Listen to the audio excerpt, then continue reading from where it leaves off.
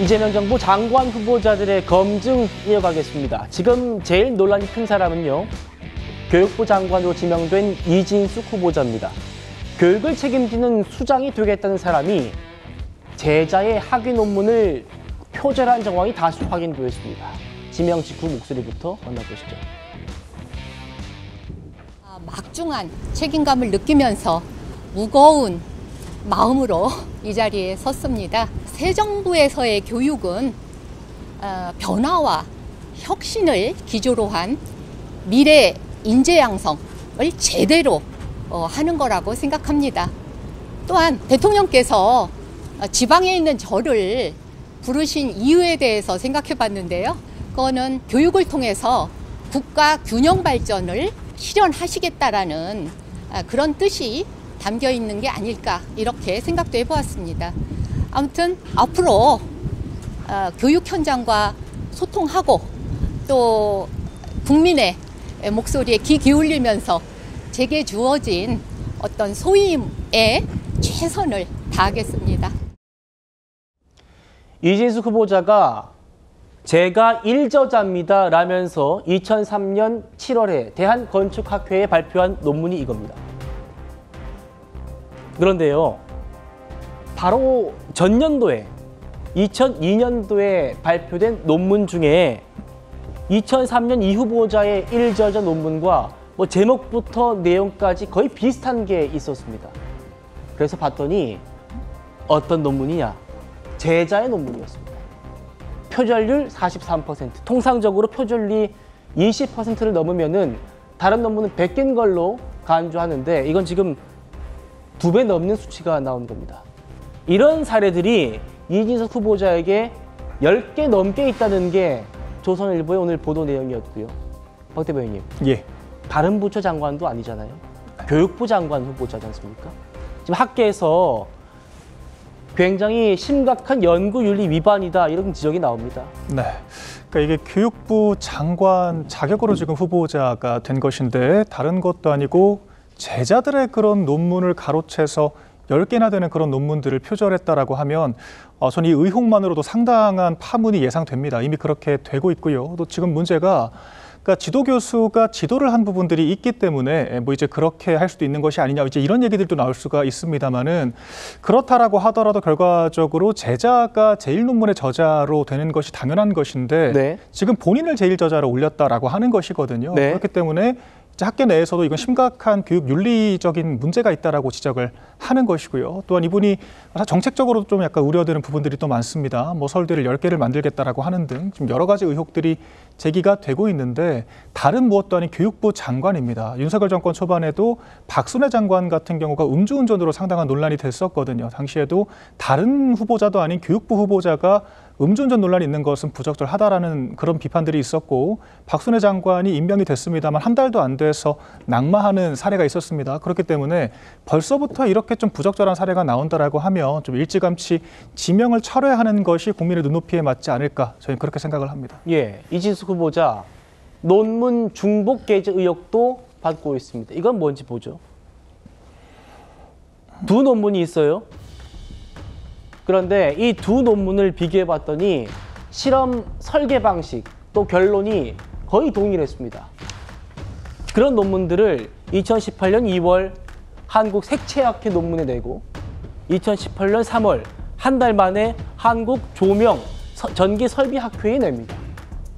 한 달 차로 다른 학술지에 거의 비슷한 논문을 냈다는 겁니다. 이 두 논문의 전체 유사도 35%였고요. 학계에서는 보통 유사도 검사에서 20%를 넘으면은 이렇게 게재할 수 없는 걸로 판단하고 있습니다. 성진 부장님. 예. 특히나 이 논문들은요. 산업부로부터 4억 2천만 원을 받아가지고 국가연구과제로 시행됐던 논문이랍니다. 그리고 당시 이 논문의 연구 책임자가 이 후보자였고요. 어떻게 보십니까?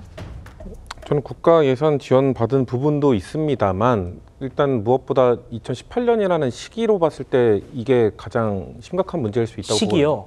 왜냐면은 그 아까 처음에 우리가 봤던 건 2003년이잖아요. 그렇죠. 그리고 또 다른 거 아까 2009년 저렴연이 나왔었나요? 그러니까 지금 한두 개가 아닌 걸로 알고 있는데 네. 이 기준을 제가 연도를 말씀드리는 이유가 저도 뭐 그 논문을 써봤고 학계도 있었습니다만 이 안타깝게도 2000년대 초반 그리고 1990년대 후반에는 이 교수님들이 이런 것이 마치 악습처럼 자행되어서 왔던 것이거든요. 그게 잘했다는 것이 아니라 그런 관행들이 분명히 있었고 네. 대부분의 교수님들이 그런 걸 했었습니다. 그렇기 때문에 사실 문재인 정부 때 그래서 7대 인사 기준을 한번 발표했던 적이 있었거든요. 그렇죠. 그 당시 그 논문 표절과 관련돼서 기준을 2007년으로 했었어요. 그러니까 왜냐하면 2007년으로 했던 이유가 2006년에 우리가 익히 기억하고 있는 그 황우석 사건 그 이후에 이 교육부에서 이 교육 윤리 지침, 연구 윤리 지침에 대한 구체적인 가이드라인을 발표를 하면서 사실 그 이후로는 이 표절과 관련돼서 교수들이 뭔가 학자들이 되게 철저한 뭐 자기 검증이나 이런 것들을 좀 거치도록 문화가 만들어져 왔었거든요. 예. 그렇기 때문에 저는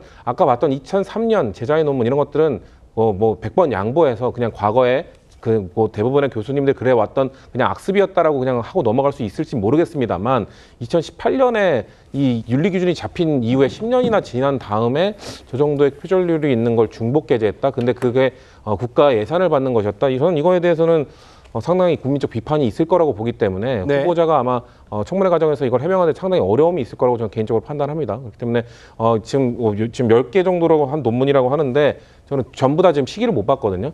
저는 제 개인적인 기준으로는 2007년의 이준 아니면 2007년 부글의 논문이라면은 어느 정도 전 용인할 수 있는 부분이 있다고 봅니다만 그 이후의 논문에 대해서는 거기에 대학교 총장까지 하신 분이라면은 좀 더 철저하게 지켰어야 되는 것이 아닌가 그런 부분에 대해서 본인이 어떻게 해명할지는 좀 지켜봐야 될 거라고 저는 생각합니다. 예, 우리 성치은 부장은 직접 논문을 써본 박사이기 때문에 그래서 이 논문이 어떻게 쓰여지는지 누구보다 또 잘 아는 분입니다. 그러다 보니까 이 2017년 기준으로 봤을 때도 이진숙 후보자가 얼마나 지금 모르겠습니다. 관행에 좀 취했었다면 그것도 문제고 알고도 그랬었다면 의도적이었다면 또 그것도 더 문제겠죠.